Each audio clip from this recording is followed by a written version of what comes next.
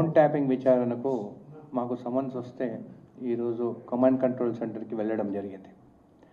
అక్కడ వెళ్ళిన తర్వాత నిజంగా ఈరోజు రాజకీయంలో ఉన్న ఒక ఎమ్మెల్యేగా ఉందని ఈరోజు నిజంగా బాధపడ్డాను. మనకు స్వాతంత్రం వచ్చిన తర్వాత కూడా అంటే మనకి ఫ్రీడమ్ ఆఫ్ స్పీచ్ కానీ మన స్వేచ్ఛ కానీ ఈరోజు ఏది లేకుండా గత ప్రభుత్వంలో తెలంగాణ వచ్చిన తర్వాత బీఆర్ఎస్ ప్రభుత్వం ఎంతవరకు చేస్తారనేది నిజంగా బాధాకరం. ఈరోజు చూసిన తర్వాత చూస్తే అక్కడ ఫోన్ నంబర్లు మా అమ్మ నంబరు, నా భార్య నంబర్ కూడా ఉంది. నేను తెలంగాణ ప్రజలని ఒకటే అడుగుతున్నాను, మహిళలను అడుగుతున్నాను, అమ్మ మీరు మీ భర్తతో మాట్లాడితే ఎవరైనా వింటే మీకు ఎలా అనిపిస్తుంది? ఒక తల్లిగా మీరు కొడుకుతోని మాట్లాడుతుంటే మీ ఫోన్ ట్యాప్ చేసి వింటుంటే మీకు ఎలా అనిపిస్తుంది? మా అమ్మ ఒక పెద్ద రాజకీయ కుటుంబం నుంచి వచ్చిన ఆమెకి ఇప్పుడు 70 సంవత్సరాలు. నేను ఇక్కడ ఉన్నా కానీ అక్కడ కాన్స్టిట్యున్సీలో ఏది ప్రాబ్లం ఉన్నా కానీ ఎంత రాత్రి అయినా కానీ ఏది ఉన్నా కానీ గ్రామాలకు వెళ్తుంది, మాట్లాడుతుంది, వస్తుంది. ఈరోజు ఆమె ఫోన్ కూడా వాళ్ళు ఆ రోజు ట్యాప్ చేసినారు.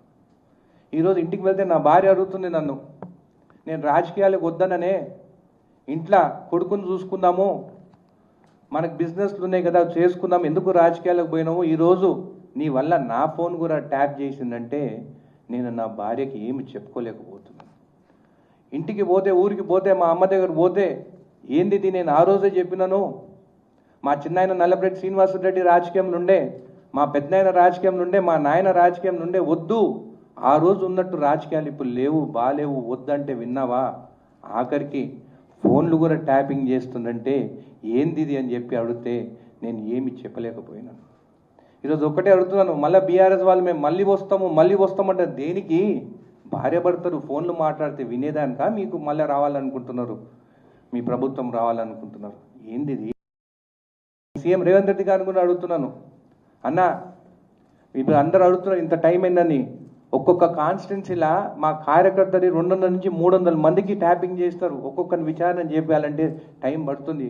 కానీ ఖచ్చితంగా మీ పైన మాకు నమ్మకం ఉంది, తెలంగాణ ప్రజలకు రేవంత్ రెడ్డి గారి పైన నమ్మకం ఉన్నది. ఖచ్చితంగా దీనిపైన యాక్షన్ తీసుకుంటారు.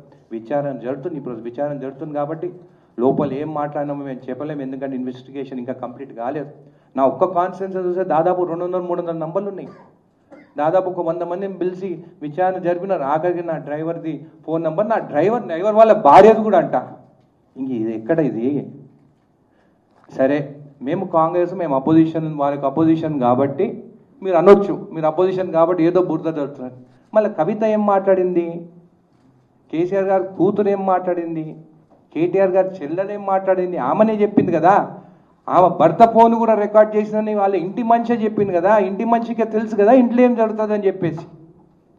సో నేను ఒకటే అంటున్నాను తెలంగాణ ప్రజలకు అందరికీ, మహిళలకు అందరికీ, అమ్మ ఈ బీఆర్ఎస్ వాళ్ళు మహిళలకి స్వేచ్ఛ లేకుండా మహిళల ఫోన్లు కూడా ట్యాపింగ్ చేస్తుందంటే ఎంత దుర్మార్గులు వీళ్ళని చెప్పి కూడా మీకు తెలియజేస్తుంది. ఖచ్చితంగా రేవంత్ రెడ్డి గారి ప్రభుత్వము, కాంగ్రెస్ ప్రభుత్వము ఖచ్చితంగా దీనిపైన న్యాయంగా వాళ్ళపైన చర్యలు తీసుకుంటారని నమ్మకంతో మాట్లాడుతున్నాను.